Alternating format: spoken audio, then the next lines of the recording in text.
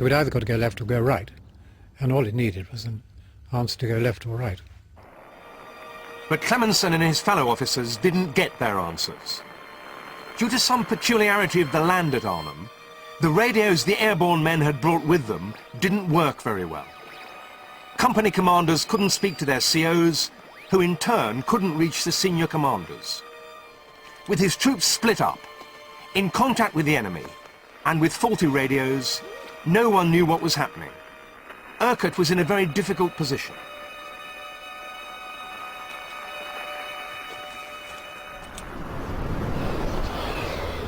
Luckily for him, one of his battalions found a way round the German line.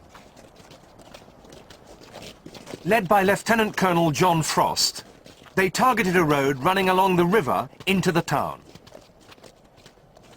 It was almost unguarded. They could soon see the outline of the railway bridge. But as they approached, the Germans blew it up. Undaunted, the soldiers pressed on towards the town, hoping to reach the other bridge, the road bridge, before the Germans could close the gap. At about 8 p.m., after only 5 hours of marching and fighting, Lieutenant Colonel John Frost Parras reached the road bridge. It was the divisional objective, and they'd got it. Today, none of the buildings which surrounded the bridge in those days survive. In 1944, buildings crowded close to the bridge and dominated the approach. In these houses, Frost's men worked up defensive positions. You first, of course, the first thing you do is to knock all the glass out of the windows and break up any furniture you require to give yourself protection from your firing position. That evening, Tony Hibbert managed to contact his brigadier. He urged him to send more troops down the river road to the bridge. And he replied that he wouldn't, that they were engaged, fully engaged, and that they would rest for the night. Of course, they'd only been fighting for about 5 hours, and that's not the moment to start resting. It was a very, very unwise decision, in my view. About 700 men were holding the north end of the bridge as night fell on the first day of Market Garden. They waited for their comrades to join them in the morning. About 60 miles away, Horrocks's tanks were bedding down for the night, already well behind schedule.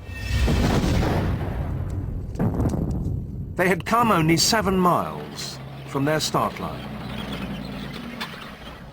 They stopped for the night here, in the town of Valkenswaard. They'd had a hard day. Their tanks needed refueling and were desperately vulnerable in the dark. But they were still 6 miles from Eindhoven, their first objective, and 10 from the American airborne forces with whom they were to link up. We'd lost other tanks. We'd lost infantry. Nobody liked stopping. We knew, and we were very aware of the need to press on. We'd been given the rough timetable, even down to me, knew how important, vitally important it was to get up to the airborne. The operation was behind schedule, and all the time the SS Panzer divisions, which had so worried the intelligence men, were reinforcing.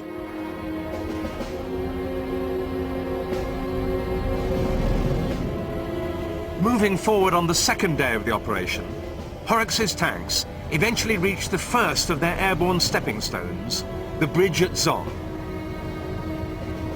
Here, Americans of the 101st Division had captured both sides of the canal crossing. But they had to do more than hold the bridge for the operation to succeed. They had to hold the road up which Horrocks's thrust would push. The Germans were in force all around. The only ground the Allies actually held was the road itself. The American commander, General Maxwell Taylor, called it Indian fighting, remembering the US cavalry protecting wagon trains as they crossed the Old West. Throughout Operation Market Garden, the Germans were continually trying to cut the road. If they succeeded, the plan would fail.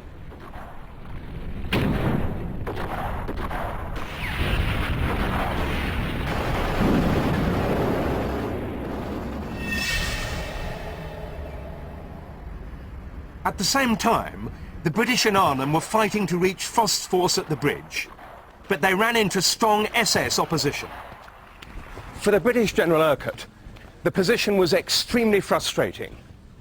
He couldn't talk to his commanders in the town, so he grabbed a jeep and drove forward to find out what was happening. He found himself caught up in the thick of the fighting, around the hospital, over there. As soon as we poked our nose out, we were shot at with machine guns. I just pulled back to decide what to do next when a great big chap turned up, whom I didn't know, and Gerald Lathbury. He said, well, this is General Urquhart. General Urquhart said, come on, Gerald, we'll go and have a look. And he set off straight across this road junction. All hell broke off on the left.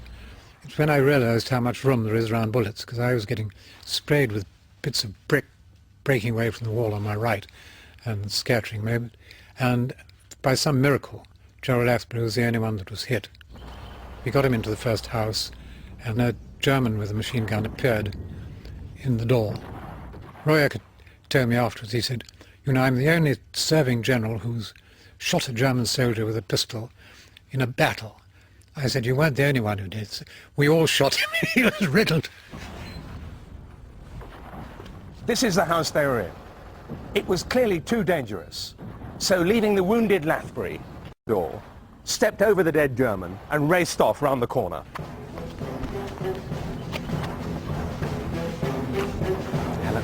A Dutch civilian let them in, but they could see that outside in the street in front was a German gun and its crew, shooting at British soldiers.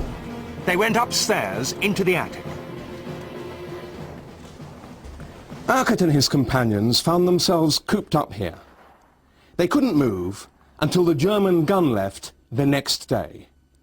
Urquhart was eventually away from his headquarters, unable to influence the battle, for 36 hours.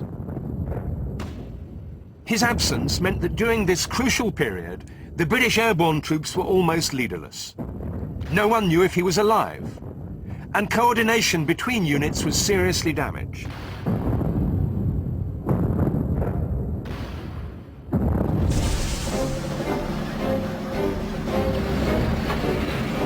As the airborne general languished in his attic, the Guards began to push on at speed. With the Grenadiers in the lead, they covered 20 miles in just a few hours to link up with the American 82nd Division, which had captured the bridge at Grave on the first day.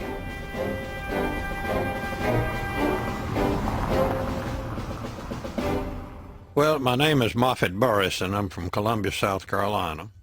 And I was company commander of I Company, 504 Parachute Regiment, 82nd Airborne Division. The operation just went right. It went as planned. As soon as we got within rifle and machine gun range of the bridge and fired, they started waving a white flag. I think it was one of them's undershirt, and they surrendered. And at that point, we felt real good, and we said, maybe we will be home by Christmas. The British sped across the bridge towards Grosbeek, which dominated the town of Nijmegen. There were now just 2 bridges left between them and the German heartland. There was a good chance that Market Garden would work. The Guards' tanks were here. Horrocks was on his way up the column, and the Americans were already fighting in the streets of Nijmegen. To succeed, the British and Americans had to capture the bridge there, the last before the bridge at Arnhem, just 8 miles away. On the 4th day of the operation, General Horrocks arrived to join his tanks in Nijmegen. He made straight for the best viewpoint in town, the power station by the river.